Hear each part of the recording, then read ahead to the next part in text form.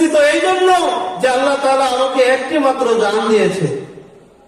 আমার দিলের ইচ্ছা, মনের আকাঙ্ক্ষা, আমার সারা শরীরে যত লোমকূপ আছে, পশম আছে, যদি প্রত্যেকটা পশমের বিনিময়ে আল্লাহ তাআলা আমাকে জান দিত, তো আজকে আমি হাসি মুখে এক একটি জান আল্লাহর জন্য উৎসর্গ করে দিতাম। নিজের জান পর্যন্ত বিসর্জন দিতে চেয়েছে, কিন্তু ঈমানের কিঞ্চিত পরিমাণও ছাড়তে চায় না। আজকে আমরা 1000 টাকার নোটের দাম বুঝি, 500 টাকার নোটের দাম বুঝি, স্বর্ণের দাম বুঝি, রূপার দাম বুঝি, কিন্তু ঈমানের দাম বুঝি না, আমলের দাম বুঝি না। এই জন্য ঈমান বানানোর আগ্রহ আমাদের নাই, আমল সুন্দর করার আগ্রহ আমাদের অন্তরে নাই। আমাদের অন্তরে শুধু 1 তলা থেকে 2 তলা কেমনে হবে, একটা গাড়ি থেকে 2টা গাড়ি কেমনে হবে, 1 লক্ষ টাকা থেকে 2 লক্ষ টাকার মালিক আমি কেমনে হব, শুধু এই আলোচনা, শুধু এই আলোচনা। বাজারে, চা স্টলে, ঘরেতে, বাড়িতে, সব জায়গাতে এই আলোচনা যে আমি মালদার, টাকাওয়ালা, পয়সাওয়ালা, ক্ষমতাওয়ালা কিভাবে হব। কিন্তু হযরত সাহাবায়ে কেরাম রাদিয়াল্লাহু তাআলা আনহুম আজমাইন তারা শুধু আলোচনা করতো ঈমানের আলোচনা, আমার আমল কিভাবে সুন্দর হবে। কালকে 10 রাকাত নফল পড়েছে, আজকে 20 রাকাত নফল কিভাবে পড়বো। কালকে 2 রাকাত তাহাজ্জুদ পড়েছে, আজকে 4 রাকাত তাহাজ্জুদ কিভাবে পড়বো। এই আমল সুন্দর করা, ঈমান বাড়ানোর আলোচনা তাদের ভিতরে চলত। এই জন্য আল্লাহ তাআলা সাহাবায়ে কেরামকে এমন মর্যাদা দিয়েছেন, কোরআনের ভিতরে তাদের সার্টিফিকেট দিয়েছেন। আল্লাহ বলছেন রাদিয়াল্লাহু আনহুম ওয়া রাদু আনহু, যে সাহাবায়ে কেরাম আল্লাহর উপরে সন্তুষ্ট আর আল্লাহ তাআলা সাহাবায়ে কেরামের উপরে সন্তুষ্ট। আশরায়ে মুবাশশারা 10 জন সাহাবী দুনিয়া থেকেই জান্নাতের সার্টিফিকেট পেয়েছেন। তারা ঈমানের দাম বুঝেছিলেন, তারা আমলের দাম বুঝেছিলেন। এই জন্য তারা ঈমানের জন্য, আমলের জন্য, ইসলামের জন্য সব কিছু বিসর্জন দিয়েছেন, সব কিছু। যুদ্ধে যাওয়ার জন্য ছোট ছোট বাচ্চারা 2 পায়ের উপরে ভর করে দাঁড়া যেত, হাদিসের কিতাবে ঘটনা। অর্থাৎ রাসূল যখন জিহাদের জন্য মুজাহিদদেরকে চয়ন করত, বাছাই করত, তখন ছোট বাচ্চা হওয়ার কারণে তাকে নিত না। এক বাচ্চা তার পায়ের উপরে ভর করে দাঁড়াইছে যাতে তাকে লম্বা দেখা যায়, তো তাকে রাসূল গ্রহণ করছে। দৌড়ে এসে আরেকজন বলতেছে, ইয়া রাসূলুল্লাহ, আপনি আগে গ্রহণ করলেন যুদ্ধের জন্য, ওর চেয়ে তো আমার শক্তি বেশি। বলতেছে তাই, তাহলে 2 জন পাছার ধরো, দেখি কার শক্তি বেশি। বলছে ঠিক আছে।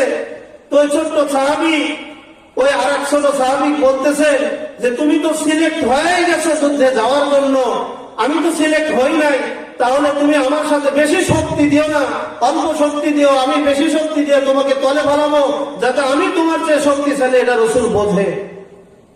কোথায় যাওয়ার জন্য ভাই? ওখানে লক্ষ লক্ষ টাকা পাওয়া যায়, কি বলেন? যে কোনো সময়, যে কোনো দিক থেকে তীর এসে জায়গায় ডেট হতে পারে, জায়গায় শহীদ হতে পারে, যে কোনো তলোয়ার এসে শিরোচ্ছেদ হতে পারে, যে কোনো তলোয়ারের কোপে হাত দ্বিখণ্ডিত হয়ে যেতে পারে, এমন এক জায়গা জিহাদের ময়দান।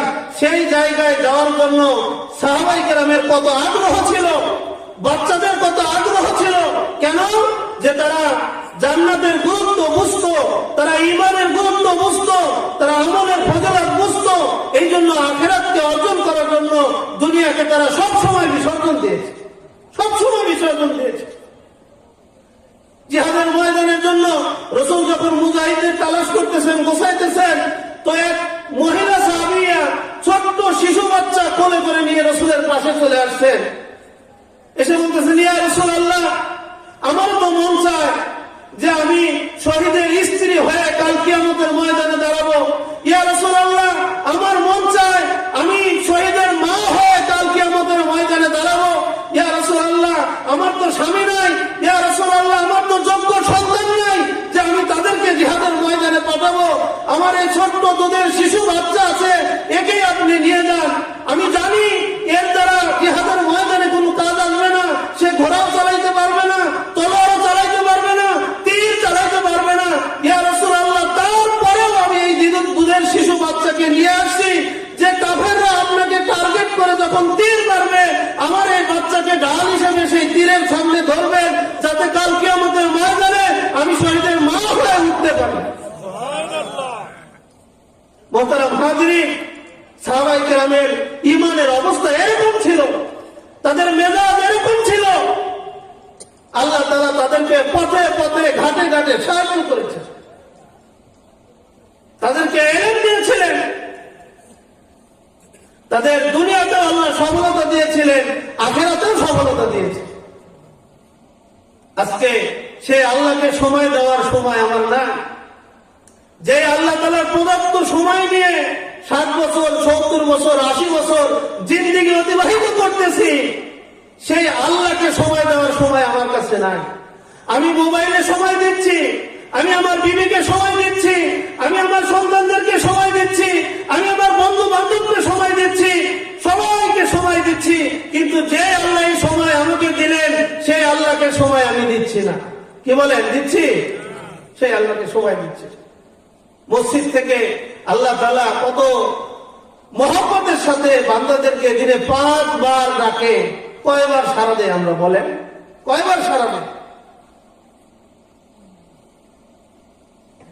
এই জন্য সর্বপ্রথম আমার ঈমান সুন্দর করতে হবে, আমল সুন্দর করতে হবে। আর এই দুনিয়ায় চলতে যে রিজিকের দরকার, এটা তো আমার আর আপনার জন্মের 50,000 বছর পূর্বে আল্লাহ ফয়সালা করে রাখছেন, যে আমি জন্ম থেকে মৃত্যু পর্যন্ত কি খাবো, কি পরবো, কোথায় যাব, সব কিছু আল্লাহ ফয়সালা করে রাখছেন। যদি আমি আল্লাহর হুকুম মেনে রিজিক অন্বেষণ করি, তাহলে এই রিজিক আল্লাহ তাআলা আমাকে ইজ্জতের সাথে দান করবেন। আর যদি আল্লাহর হুকুম না মানি, শুধু দুনিয়ার পিছে দৌড়াই, আমার তকদিরে আল্লাহ যতটুকু লিখছে 1 কিঞ্চিত বেশি পাবো না, কিন্তু লাঞ্ছনা, অপমান আর অপদস্থর সাথে সেই রিজিক আমার গ্রহণ করবে।